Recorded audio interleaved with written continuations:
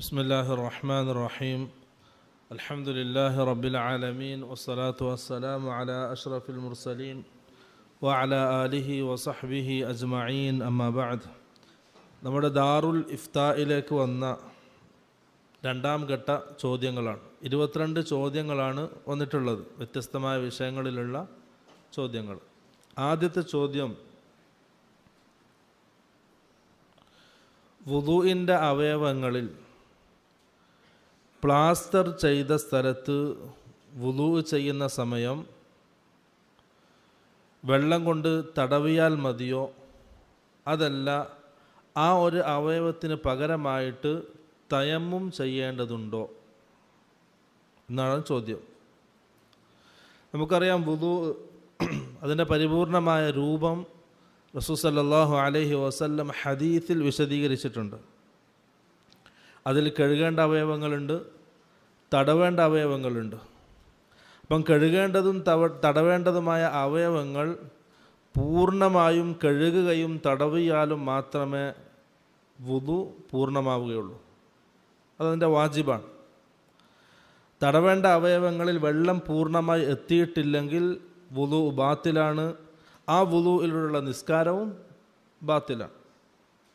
അതുകൊണ്ട് തന്നെ നമ്മൾ മനസ്സിലാക്കേണ്ടത്, വുദൂഇൻ്റെ അവയവങ്ങളിൽ, വുദൂയിൽ കഴുകേണ്ട അവയവങ്ങളിൽ അല്ലെങ്കിൽ തടവേണ്ട അവയവങ്ങളിൽ മുറിവ് കൊണ്ട് അല്ലെങ്കിൽ എന്തെങ്കിലും രോഗങ്ങൾ കൊണ്ട് പ്ലാസ്റ്റർ, ബാൻഡേജ് അല്ലെങ്കിൽ തുണി കൊണ്ട് കെട്ടുക, അങ്ങനെ കെട്ടിയിട്ട് ആ ഭാഗം മറക്കപ്പെട്ടതാണെങ്കിൽ, വെള്ളമെത്താത്ത രീതിയിൽ മറക്കപ്പെട്ടതാണെങ്കിൽ, വുദൂ ചെയ്യുമ്പോൾ മറ്റുള്ള അവയവങ്ങളൊക്കെ കഴുകുകയും ആ അവയവത്തിന് വെള്ളം കൊണ്ട് തടവിയാൽ മതിയാകുന്നതാണ്.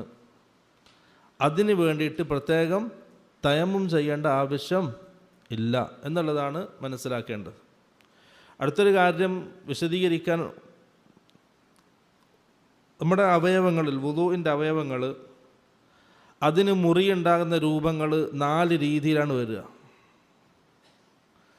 ഒന്ന്, വുദൂഇൻ്റെ അവയവം കാലോ കൈയോ എവിടെയാണെങ്കിലും മുറിവ് പറ്റി അല്ലെങ്കിൽ എന്തെങ്കിലും രോഗം ബാധിച്ചു, അത് മറക്കപ്പെടുന്ന രീതിയിൽ കെട്ടിയിട്ടില്ല, ബാൻഡേജ് ഇല്ല, പ്ലാസ്റ്റർ ഇല്ല, ഒന്നുമില്ല, മുറിയായിട്ടേ ഉള്ളൂ. അതാണൊരു രീതി.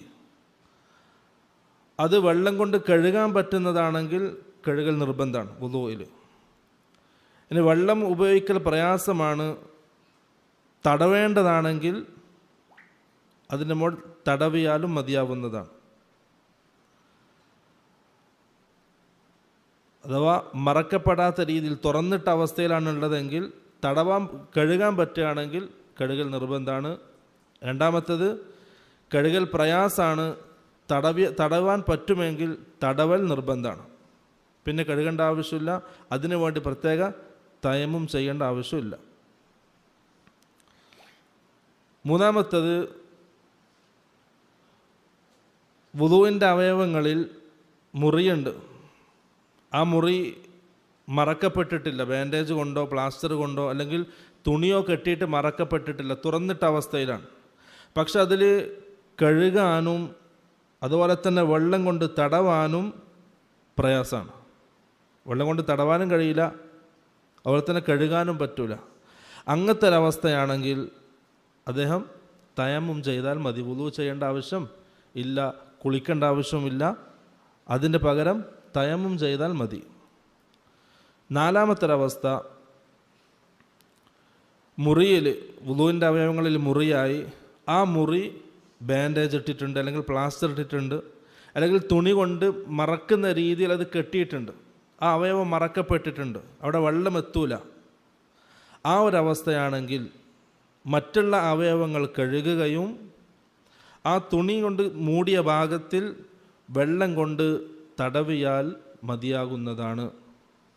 അത് തടവിയിട്ട് ആ അവയവത്തിന് പ്രത്യേകമായിട്ട് വേറൊരു തയമ്മും ആവശ്യമില്ല. അതാണ് ഈ നാലാമത്തെ അവസ്ഥയാണ് ഇപ്പം ചോദിക്കപ്പെട്ടത്.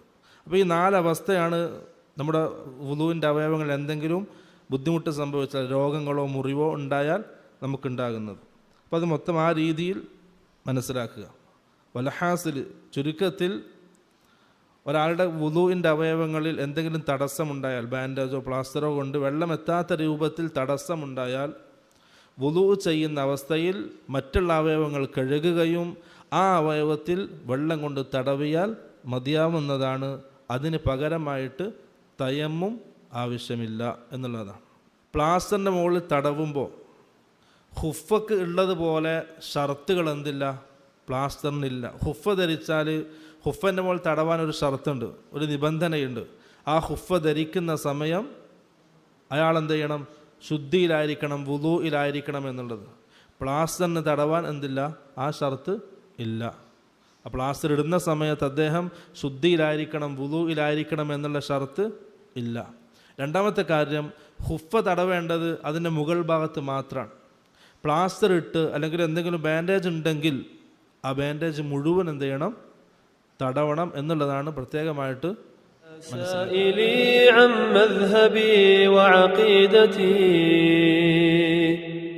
رزق الهدى من للهداية يسأل اسمع كلام محقق في قوله لا ينثني عنه ولا